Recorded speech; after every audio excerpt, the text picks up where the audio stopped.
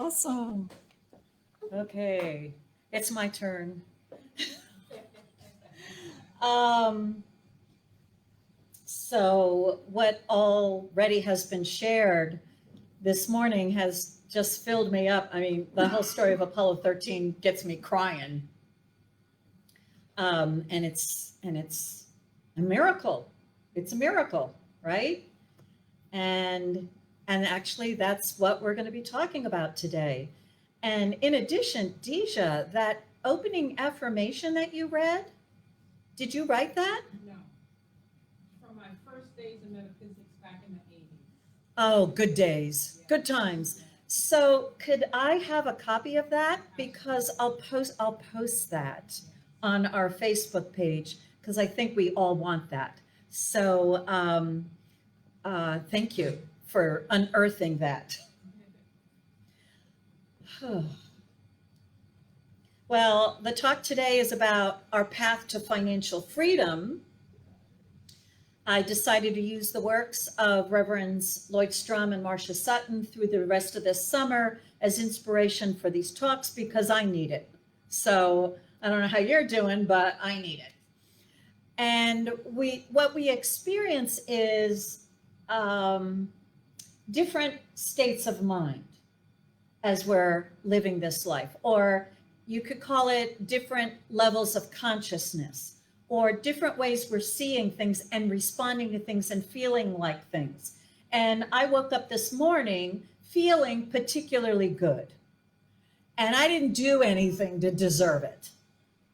I didn't do anything different. In fact, the alarm woke me up. So I was all groggy this morning, whereas usually I wake up naturally. And so I woke up with clarity and enthusiasm. And I'm so grateful because I think most of the past few months I've been waking up sort of like, do we want to get up? Should we get up? Whatever. And so let's talk about these different states of consciousness because we all are born into that first state of consciousness. We could call it the first kingdom of consciousness, being a victim. And with the human race and the world conditions right now, it seems as if everyone is believing and feeling a victim. The government won't let us do this, and so I'm restricted. Or the government is letting us do too much, and so I might get sick. And so when we've got that perspective of being a victim of outside circumstances, or even a victim of our own emotional state or mood, we believe and we feel like the world is a dangerous place. And so I have a little symbol here.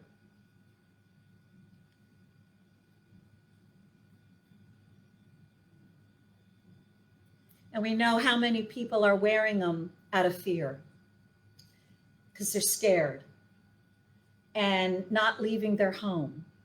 And so even though they're wearing this, they still feel like the world is a dangerous place. And then we can see the reactions to people. I heard on the call-in radio show this week that in one of our stores that have opened up, apparently a couple went in, customers went in without wearing a mask. And the employee respectfully asked them to please put on a mask. It's the requirement. And the two of them got violent. Oh, they went into a mall, right? In New Jersey, our shopping malls are open right now. I haven't been into them yet. But anybody here gotten into a shopping mall yet? Nobody here? Yes! Deborah, awesome. All right, get into those shopping malls. I know it's on my list of things to do. I have to buy new makeup. So they refused to put on their masks, and then when they were asked to, they got belligerent and violent. And I think I don't know what the gentleman did, but I believe the woman spit on the employee. I mean, they had to call security, they disappeared, and then there was a manhunt looking for this couple. So that anger comes out of, that belief that this is a dangerous world we live in, and we need to protect ourselves, and we need to make sure everybody else is behaving a certain way, or else, because everything is being done to me, right? This kingdom is where everything is being done to me. I have to control the conditions so that what is done to me isn't as horrible as I expect it to be. And so I need every one of you to social distance and wear your masks and be respectful or blah, blah, blah, or else I'm going to suffer, right? It's horrible. It's horrible being there. And those of us who are there and who will be there again, by the way, right? We go in and out of these different states of mind. So don't think like, oh, I'm so great. I'm in the highest kingdom, because tomorrow you'll be at the bottom again. Lloyd and Marcia say that we actually move through we're in the kingdom sort of like a blob of consciousness. So most of the human race were born into being a victim, and we need to learn how to exercise control, mastery of ourselves. And we move into that second kingdom where we feel in control. And when we feel in control of our lives and our destiny and our choices, we believe that the world is a desirable place to be. So once again, I wear our symbol, right? I'm in control. So this is my symbol of being in control. So you all can do whatever you want. I'm in control. And there's a confidence about it.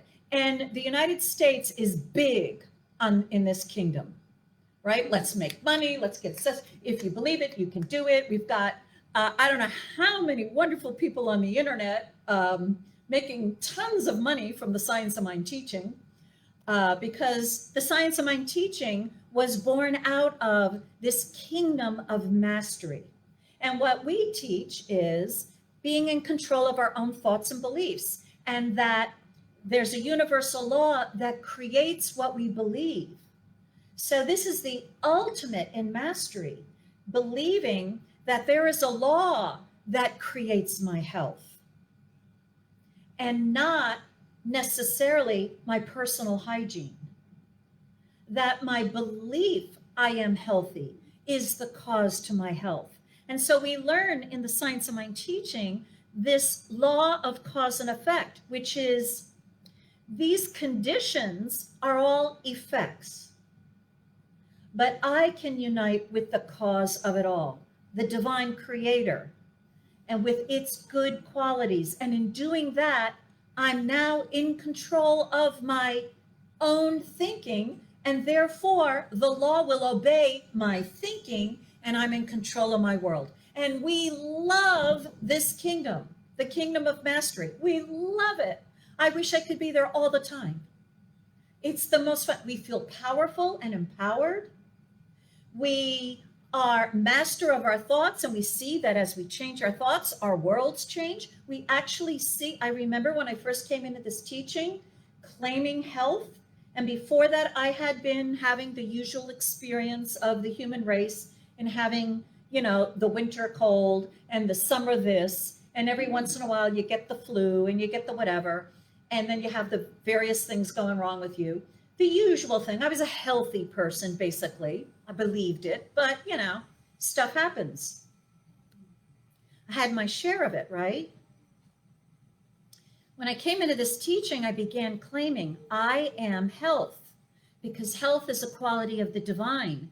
And over a number of years, I noticed whenever I got ill, it would be shorter, of less duration. It took a few years for this to work through, so that I experienced what the world is sharing less and less and less.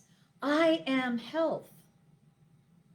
And so when we claim we are healthy, whether it's because I'm practicing good hygiene and I'm wearing my mask, or whether it's because we're aware of the law of cause and effect, creating from our beliefs, and we're changing our beliefs, we feel that same mastery.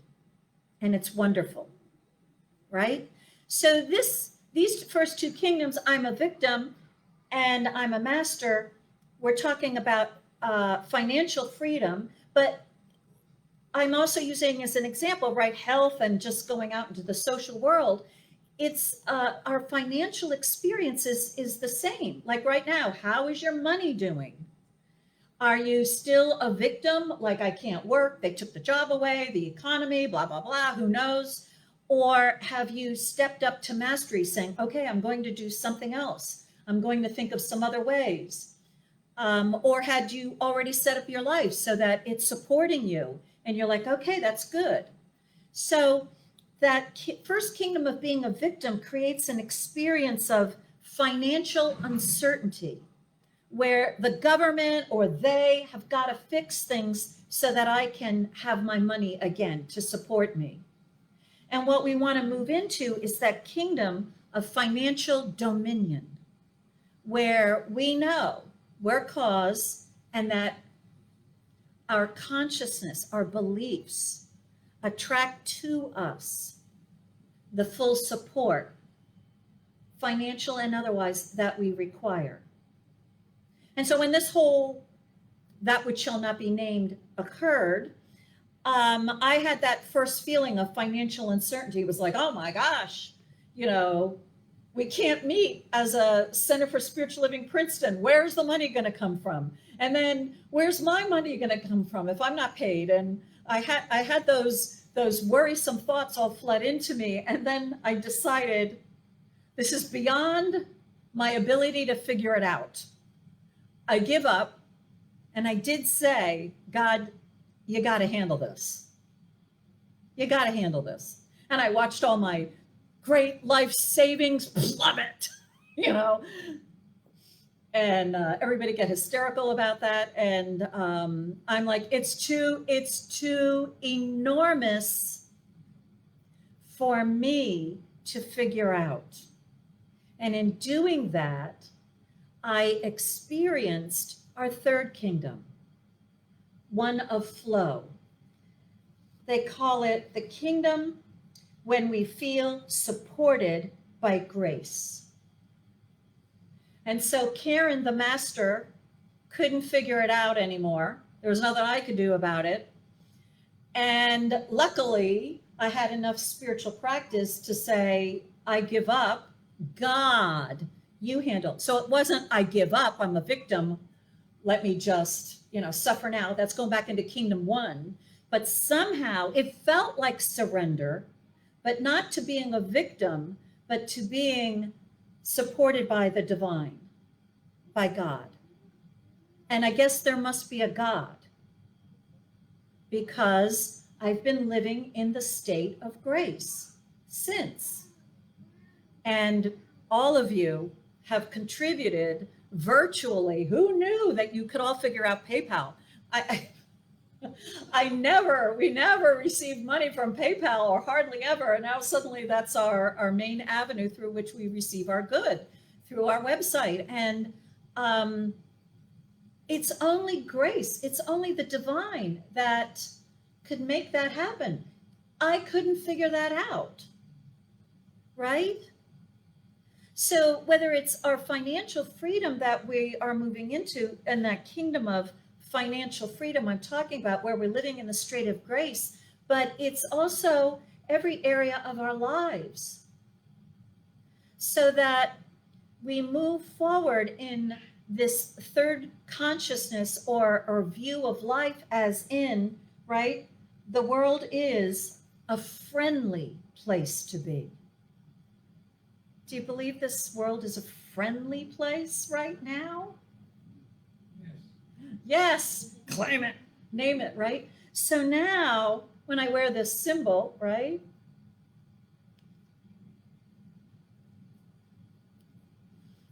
It's because I love. It's because I love and I care about all of us, right? When I'm in this mood. And I know that this is not my protection, and it's not protecting anyone else from anything. But I know that for many people, they might be having a bad day where they're feeling like a victim. And this is important to them because it tells them the world is a friendly place. And I can support someone else in the wearing of this if it helps them feel more comfortable with regard to this particular thing. So I can wear it in love. It has nothing to do with my health, my wholeness. It has nothing to do with my control over my life. It has to do with my consciousness of love. In the spiritual practice of group co-creation, which I have studied and facilitated by Lloyd Strom and Marcia Sutton, developed by them, there's something that the group who has to come into consensus agreement must understand, is that when we are with others, that what we are used to is conflict, disagreement. And as a result, where there is a disagreement and something must be decided, there will be people who feel like the victors. They have made a conquest over the victims, the people who feel diminished. And that's how majority vote operates.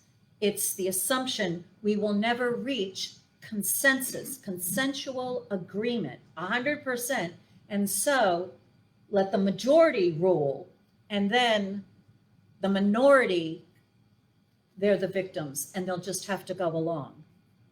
In co-creation, we take a different step back, which is there is no conflict. And so the seeming disagreement is actually telling us that there's something we do not yet know and understand about what this decision represents.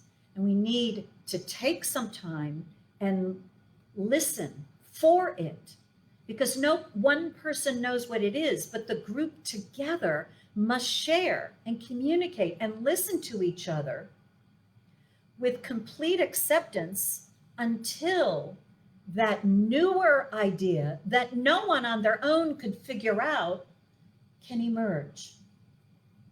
And so when you're working with a group on co-creation, there may be agreement with 11 out of the 12 people who are there, and one person just, I don't know, I just can't agree. And rather than that one person being the scapegoat, if you would just go away, we'd be fine.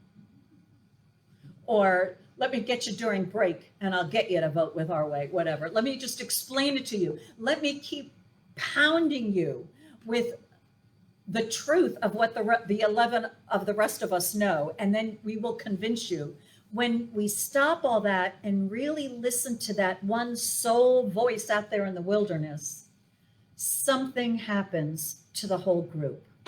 And it's not what the person says because they don't understand what's going on. It's something greater the divine wants revealed. And when that gets revealed, everything could change. And what had been agreed to could have been tossed out the window and a completely different idea could emerge.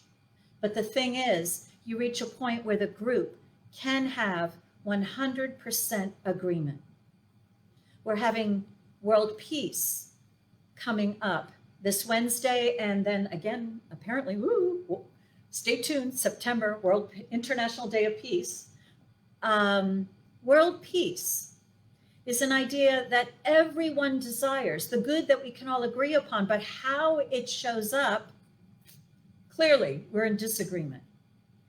And yet that desire for world peace continues, calling us forward. It's because there's something more to be known. We're not done yet. There's something more to be heard. So we all love being in that kingdom of control where we have dominion. But when we are working in a group, we have to let go of that need to control and open and surrender ourselves to love, to oneness. When the seatbelt law first came out, I was like, it's so an objection to it. I still am. How dare you tell me to wear a seatbelt? Blah, blah, blah. If I want to go through the windshield, it's my right. You have whatever. I mean, And this could feel very much like that. If I were living in this particular thing, in that kingdom of needing to control, freedom of choice, very, very important. But as I move and surrender into love and I ask divine love, what is mine to know here? That's when that external idea came in and said, wait a minute, you're not wearing this because of the disease or this or political because of this or this or that. You're wearing this out of love. And so I can wear it and feel love and connected with others. I mean, it took me a few months to get there, right? I mean, but I had time, right? What else were we doing? But if you're going to be wearing it now, every time that you put it on, you want to ask yourself, what kingdom am I in? Am I feeling scared? Right? It's dangerous. Okay, fine. It's okay. Put it on. But you're not going to stay there, right? And as we move about the world, you'll begin, right, getting more control, feeling in charge of yourself again. And you're like, okay, right. Okay, so this is giving me health. I'll take my vitamins. Things are good. And then we have those moments. And hopefully, as we do spiritual practices, they happen more and more where we're living by grace. And we're in the flow of life. And we're one with life. We're one with each other, right? The wonderful thing about these horrible things we have going on in the world right now, right? It began with the atomic bomb, right? As soon as that got emerged, you're like, wow, mass destruction. I don't know how many of you saw that movie War Games with Matthew Broderick. I mean, I love that ending. I'm going to alert, I'm going to give away the ending if you haven't seen it, right? So, this kid hacked into the, defense system and started playing thermonuclear war games or whatever and didn't realize it was real to the computer. And the computer is, getting ready to set off nuclear bombs everywhere. And there's the countdown and it's all electronic now, so no one can override it. Everybody's scared. What do you do? So the ending moment, right, is how do you get through to this computer to let it know to stop it? And Matthew Broderick gets that idea. Have it play tic-tac-toe. And the computer starts playing tic-tac-toe and it stops the thermonuclear game while it's working out this problem of tic-tac-toe, which is, being an intelligent computer, no one can win. No matter where you start, no one can win if you've got an infinitely intelligent being playing the game on both sides. Not if you're playing with me. You will win if you play with me, because I don't know how it does it. But anyway, so the computer learns there's no way to win. And so then it goes back to the thermonuclear destruction game and it starts setting off the bombs, simulated, working it out, applying what it learned from tic-tac-toe to the world, and ends the game without setting things off because it says there's no way you can win. This is oneness. This is the fourth kingdom. The fourth kingdom, where we feel the love and we see the world with an awareness of oneness. And so we finally evolved. See that belief that we can hurt each other? I get a gun, let me get a bigger gun, let me get a bigger, right? There's no end to it. Now we've reached the end to it, which is we're all dead or we all live. You choose, right? This is oneness. That belief that we can hurt each other, as in I can be the victor and you can be diminished, it doesn't work. We're both destroyed by it. And so to realize that being perhaps the stronger one and refusing to move into a state of exercising that power and that control over another, because you realize if you hurt them, you will be hurting yourself. That's what we've got in the world now. And isn't it a wonderful thing? Call it that which shall not be named, disease, thermonuclear war. We are one. We cannot help it. Put up your boundaries, right? I didn't realize, right, until 9/11 that I somehow thought the United States, right, we had boundaries that could protect us from all these crazy people elsewhere in the world. And guess what? We've got just as many crazy people here as elsewhere, right? We are one. We are one. Because what happens to the least of us happens to all of us. That is where we are evolving. That is where we are evolving. 100 years ago, when Ernest Holmes began the Science of Mind teaching, at that time, people did not understand the law of cause and effect, didn't understand that what I believe will somehow affect my life. But we've been growing with this idea of self-mastery for over 100 years now in consciousness. And maybe it's our spiritually awake selves who are causing the world to realize we are one. World peace. The only way there can be world peace is every one of us is honored and is respected in the place where they are. We cannot figure that out, right?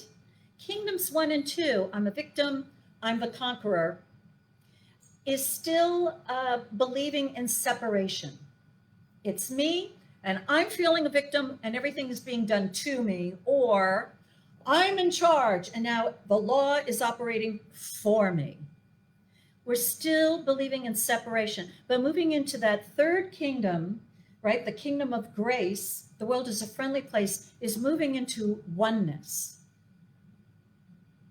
where the highest and greatest good of all is the only way any one of us can have the highest and greatest good.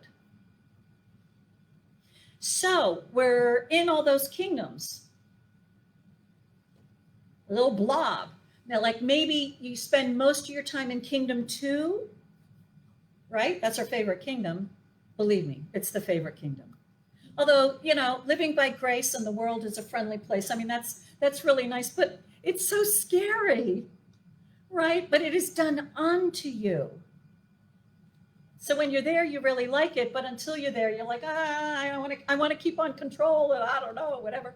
So, and then we've all got those days, right, when we are a total victim. I call that those days when it's best for everyone to stay away from me. So, you know, including me. Let's just squirrel ourselves away and hide. And as they say, when we're in that kingdom of being a victim, what we do is we pray from that kingdom. In other words, we get down, we're on our knees. God's outside of us. Yeah, I know we're one, blah, blah, blah, and the divinity's within us. But when you're feeling like a victim, there's no God within you, right? And when I'm feeling like a victim, it's like, please, please, please, please, please, please, God. I mean, I'm praying like I did as a child. And so what? It works. It works. And as I am lifted up out of that miserable pity party that I've been in, I then am inspired to choose to exercise my freedom and to make some choices. So in that second kingdom, our spiritual practice is to get up. So we do spiritual mind treatment, affirmative prayer. It is an excellent spiritual practice for mastery. And then moving into oneness, the most powerful spiritual practice that moves us in there is forgiveness of ourselves and of others. Love, which requires us to be humbled again, but to realize we are one. So this is when we are living in that state of grace, the spiritual practice is to get going. In other words, we're in the flow and move now. Share yourself, be one, go out into the world and love, be the presence of love, be that which you are. So we want to be, and then that fourth kingdom, right? The oneness, God as me. Oh, third kingdom is the spirit now working through me or in me. Our sense of separation is dissolving and we're feeling the movement of spirit within us. Like right now, as I'm talking, it is the spirit within me that is speaking so eloquently and so with such genius and such inspiration, right? And that went right back down to kingdom 2, right? Okay, all right, that's fine. So, so in moving into that oneness, it is done unto us, but not the victim. It's being done to us. It's an allowing, and not only being done onto us, but within us, where we are being changed from inside. We're laying down our great opinions and judgments. Ooh, laying down your great, just try. Oh, I can't go there. All right, we don't have enough time. All right, another day we'll talk. Laying down your political opinion. All right, try that one. No, you can't if you're in kingdom 2. Give it over. All right, but so when we're moving into the kingdoms of oneness, kingdom 3 and kingdom 4, we lay down our personal opinions and prejudices, and we open up to listening and hearing all sides. To know for world peace and everything else, every voice must be heard and mattered and included. And then that mystery happens, right? And ideally, I know every one of you, if you haven't already, may at some point have that kingdom 4 experience, which is a mystical experience. I probably can count those, on my hands, the number of times I've had a mystical experience. But when you do, everything is different. You can't even talk anymore, right? It's just a transcendent experience of oneness. It is. And you can't make it happen. That's kingdom 2. We allow it happen, right? People meditate, waiting for it to happen, right? Maybe it happens while you're meditating, but for me, I meditate, right? I have that meditation experience, which is nice, right? But then the mystical experience happens some other time, unbidden, while I'm driving the car, while I'm, in the middle of a meeting, in any old time that you would not have scheduled. It just happens. So we all have that available. All the kingdoms are open to us all the time. And what we need to do, if we start out in the victim, it's okay. Put on your mask and call on God to help you, right? And then as you are helped, you go out into the world feeling mastery, and you put on your mask, and I'm in charge of my life, and this is my choice. And as we continue growing in spiritual practice, we'll have those times more and more so as we do spiritual practices. That's the good news, where we're putting this on and feeling the love and being the presence of love. And then as icing on the cake, when we least expect it, we have that mystical moment when we realize, whoa, none of this matters. right? Eternal life.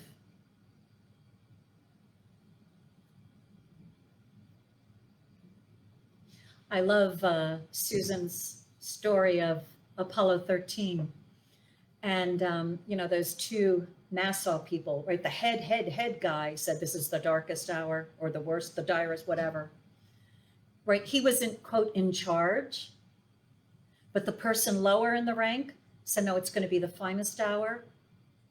So whatever group you're in, this is the good thing to know. When you choose the finest hour, you actually are in charge of the group spiritually. So it doesn't matter what people above you in authority have to say. When you choose a divine quality, you are knowing the greatest good of all. And that will serve everyone, including that so-called person in authority. Isn't that nice to know? Yes. It is nice to know. So for all of you who feel a victim of your employer or the business or the government or the state or whatever it is or whatever, you can know that one with God is a complete majority. And you can stand there in that truth and know it'll all unfold, which is what we're going to do when we come back. I'll do a spiritual mind treatment so that I will claim our spiritual authority over our finances and every other area of our life and